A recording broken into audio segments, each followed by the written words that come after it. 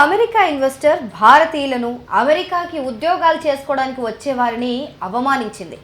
H1B visa మీద వచ్చినోళ్ళకి పెద్దగా ఏమీ రాదు, అసలు మినిమం నాలెడ్జ్ కూడా ఉండదు, తెలివి తక్కువ దద్దమ్మలంతా ఇక్కడికి వచ్చి కోట్లు సంపాదిస్తున్నారు అని కొన్ని మోస్ట్ రిడిక్యులస్ కమెంట్లు చేసింది.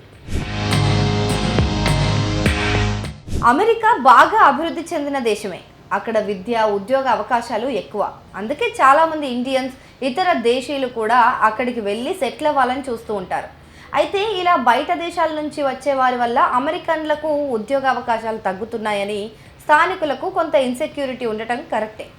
అందుకే అధ్యక్షుడు ట్రంప్ కూడా వలసదారుల విషయంలో చాలా స్ట్రిక్ట్గా వ్యవహరిస్తూ ఉంటారు.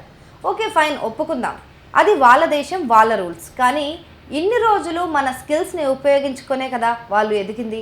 అది మర్చిపోయి చాలామంది H1B వీసా హోల్డర్ల పైన హేట్రేడ్ పెంచుకుంటున్నారు. That's not at all right కదా.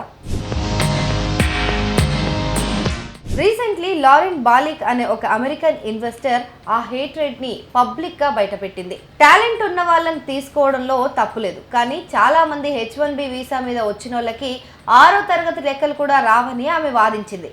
చాలాసార్లు ఇలా టెస్ట్ చేసి కూడా చూశానని చెప్పుకొచ్చింది. దీంతో ఈ పోస్ట్ కింద అమెరికన్లకు నాన్ అమెరికన్లకు పెద్ద డిబేట్ నడుస్తోంది. కానీ ఇంట్రెస్టింగ్లీ చాలామంది అమెరికన్లు కూడా ఇండియన్స్కి అండ్ విదేశాల నుంచి ఉద్యోగాల కోసం వచ్చిన వాళ్ళకి సపోర్ట్ చేస్తున్నారు. లారెన్ బాలిక్ అనే ఈమె తను పనిచేసిన కొన్ని కంపెనీల్లో ఇంటర్వ్యూకి వచ్చిన వాళ్ళని ఒక చిన్న లెక్క చేయమని అడిగితే చాలామంది ఫెయిల్ అయ్యారని చెప్పుకొచ్చింది.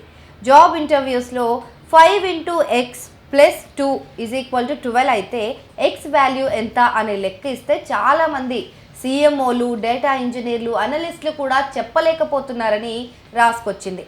అయితే H1B వీసా మీద వచ్చిన వాళ్ళకి అసలు ఏమీ రాదని, వాళ్ళంతా మ్యాథ్స్, డేటాబేస్, ఐటీలో సూపర్ టాలెంటెడ్ అని అబద్ధాలు చెప్పుకుంటున్నారని చెప్పుకొచ్చింది.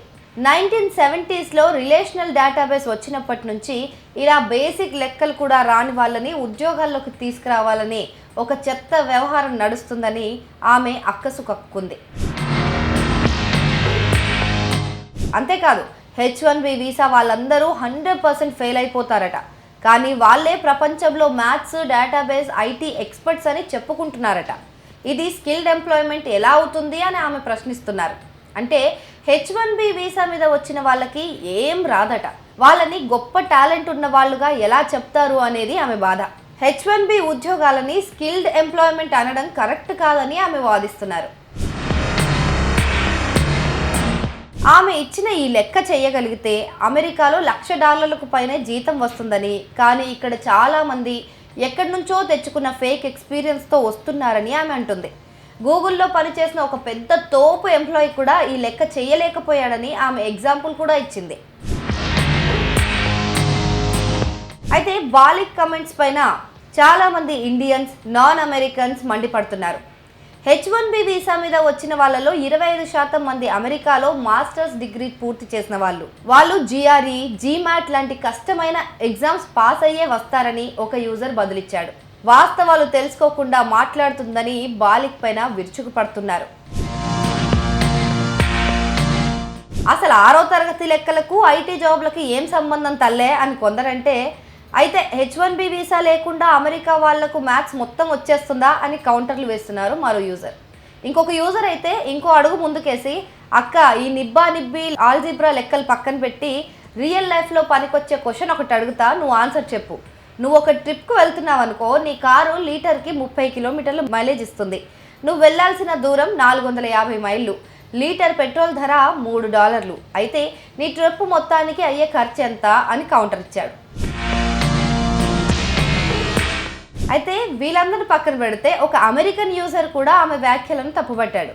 నేను చాలామంది H1B వాళ్ళతో పనిచేశాను, వాళ్ళందరూ స్టెమ్లో బాగా చదువుకున్న వాళ్ళు, చాలా కష్టపడి పనిచేసేవాళ్ళు. ఇమిగ్రేషన్తో మనకు కొన్ని సమస్యలు ఉన్న మాట నిజమే, కానీ అందుకని మీరు ఇలాంటి చీప్ నిందలు వేయడం కరెక్ట్ కాదని రాసుకొచ్చాడు. ఇలా లారెన్ బాలిక్ చేసిన వ్యాఖ్యల కింద అమెరికన్స్, నాన్ అమెరికన్స్ అందరూ కూడా మండిపడుతూ కమెంట్లు చేస్తున్నారు.